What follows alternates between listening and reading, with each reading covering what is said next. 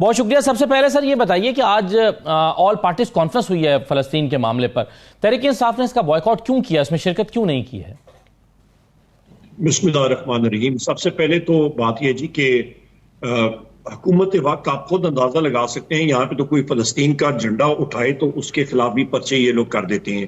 तो ये तो हुकूमत पीडीएम की जो है, शहबाज शरीफ, नवाज शरीफ, बिलावल, ये तो सबके साथ मगरमच्छ के आंसू रोने वाली बात है। इनमें इनकी नीयत में फतूर है, इनको आप बिल्कुल ये नहीं कर सकते, कह सकते हैं। नंबर एक। दूसरी बात यह है कि फस्तायत की हद देखें, हमारे वर्कर्स को इन्होंने जेलों में डाला हुआ है। 1200-1400 वर्कर्स से ज्यादा उनको अरेस्ट किया हुआ है। टीयर गैस शेलिंग हो रही है। जाके अंदर चीफ मिनिस्टर की गाड़ी को तोड़ फोड़ किया है, गाड़ी को टीयर गैस शेल मारे चीफ मिनिस्टर के। डीएसपी को इन्होंने ज़दोकॉप किया, मारा है केपी पुलिस के आपके केपी हाउस में।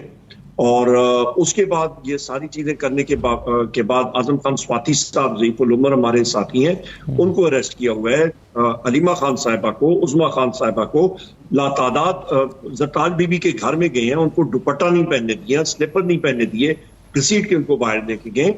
यहाँ पे ये फस्तायत का नए मेरा ख्याल है ये बेंचमार्क्स क्रिएट कर रही है ये हुकूमत। तो इस माहौल में इनके साथ इस हुकूमत को जो हमें मानती नहीं है, पाकिस्तान तहरीक इंसाफ को ये लोग मानते नहीं है। इलेक्शन कमीशन में ये केसेस कर रहे हैं, हमारे केस वहां पे लगे हुए। तो मेरा ख्याल है इनके साथ बैठना, इन चीजों पे इनको लेजिटिमेसी देने वाली बात है। ये तो एक फ्रॉडुलेंट हुकूमत है जो कि फॉर्म 47 के तहत आई हुई है। तो इस हुकूमत को हम लोग सच मानते ही नहीं है। सही, लेकिन उमर साहब फिर भी कोई बेहतर इसका हल हो सकता था कि आप टोकन शिरकत भी हो जाती, कोई एक आध शख्स की नुमाइंदगी हो जाती है, एहतजाज भी हो जाता। आप कहते कि जी हमारा वफ्द इसलिए शिरकत नहीं कर रहा कि हम तो एहतजाज कर रहे हैं, हम एहतजाज पर हैं, हम नहीं मानते। ये सारी बातें जो आपने की हैं ये आपकी दुरुस्त हो सकती हैं, तो लेकिन टोकन शिरकत के तौर पर उसमें फिर फायदा ये हो सकता था कि आप पर यह इल्जाम ना आता कि आपने फलस्तीन जैसे इंपॉर्टेंट मौजू पर गैर हाजिरी रखी है। हमारे ऊपर बिल्कुल असदुल्लाह साहब इस तरह का कोई इल्जाम न लग रहा है, ना हम लोग लगने देते हैं और न ये वैलिड है। ये लेजिटिमेसी वाली बात है। ये इसी तरह है कि किसी कातिल के घर पे आप चले जाएं और कहें कि जी हम लोग, आप बड़े अच्छे आदमी हैं, ये बात नहीं है। ये लोग इन लोगों ने बेतहाशा लोगों को ज़दोकॉप किया है। ये इललेजिटिमेट गवर्नमेंट है, ये आप याद रखें। तो लिहाजा इनको हम लोग न लेजिटिमेसी दे सकते हैं। फलस्तीन के कॉज के लिए वज़ीर आज़म इमरान खान साहब ने ही हमेशा बात उठाई है। सही है। अच्छा उमर साहब ये बताइए कि आपका एहतजाज चल रहा है 4 अक्टूबर को, जिसकी आपने कॉल दी थी, वो चल रहा है या कॉल ऑफ कर दिया गया है, खत्म हो गया है, या अभी भी कारकुनों के लिए यही इंस्ट्रक्शन है कि वो पहुंचे और डी चौक पर जाकर एहतजाज करें?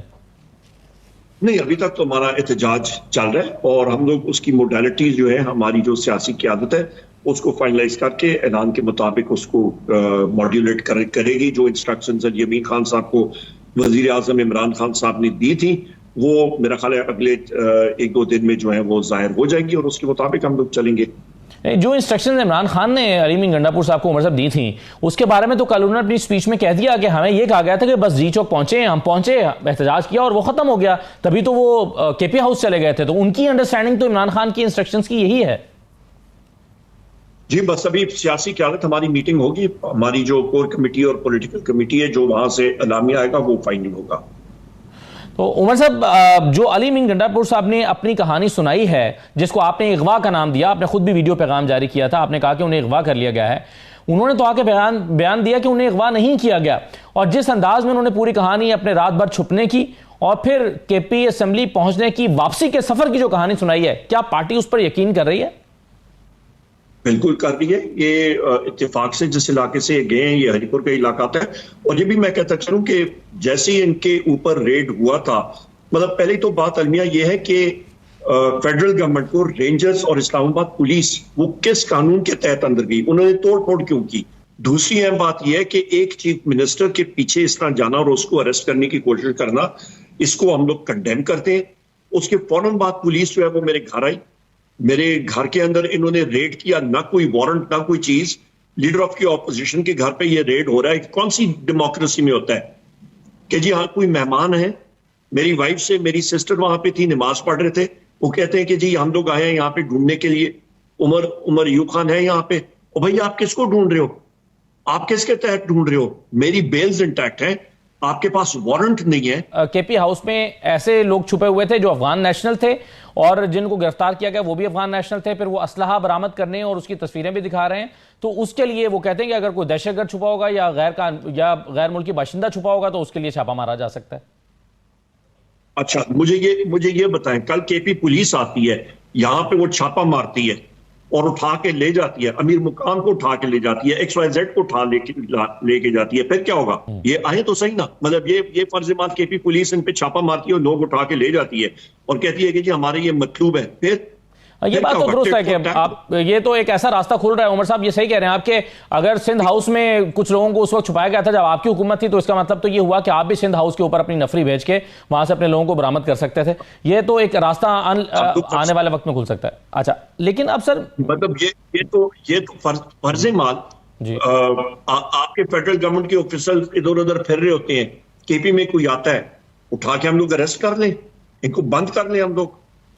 मतलब ये इनको होश के नाखून ले रहे हैं। बलूचिस्तान गवर्नमेंट का लौट के कह दे कि जी हमें फलाना बंदा नहीं पसंद, पंजाब गवर्नमेंट उठा के फेडरल गवर्नमेंट के बंदों को ये करे, इनको मालूम नहीं है।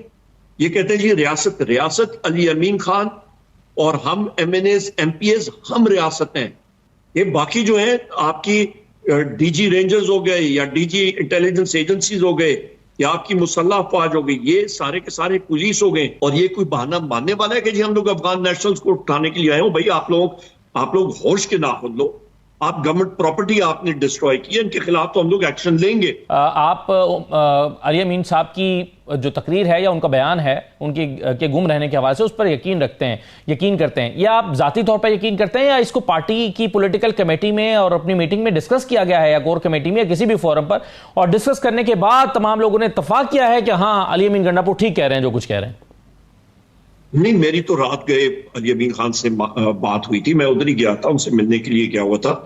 उन्होंने पूरा अपनी ये जो हुआ था, जिस तरह रेड हुआ था, किस तरह लोग आए थे, और ये सारा उन्होंने जो सीक्वेंस ऑफ इवेंट्स है वो बताया था और बिल्कुल प्लॉजिबल है। और इसी तरह मतलब जो रूट उन्होंने बताया वही रूट, मतलब वहीं पे आप हरीपुर हैं, एबटाबाद है, कि सारे का सारा रूट तो सही बताया उन्होंने उमर साहब। लेकिन क्या ये बात हैरानकुन नहीं है कि शाम 6 बजे जब उनसे राब्ता मुनक़ता हुआ तब से लेकर चले, हो सकता है अगले 2-3 घंटे वो ऐसी जगह पर छुपे हों जैसे वो कहते हैं कि टंकी की छत पे वो छुप गए या वो जो एक चौकी बनाई गई होती है, लेकिन उसके बाद जब फिर उनको निकलने का मौका मिला, कोई उनको फोन दस्तयाब नहीं हुआ जिससे वो आपसे या किसी और पार्टी से या मेंबर से या अपने भाई से राब्ता करते? 24 घंटे तक, बल्कि 28 घंटे तक उन्होंने किसी से राब्ता ही नहीं किया।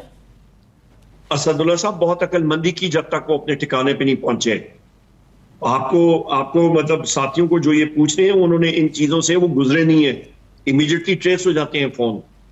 हम तो रुपोश हैं ना, हमें मालूम है क्या कुछ करना होता है क्या कुछ नहीं करना होता।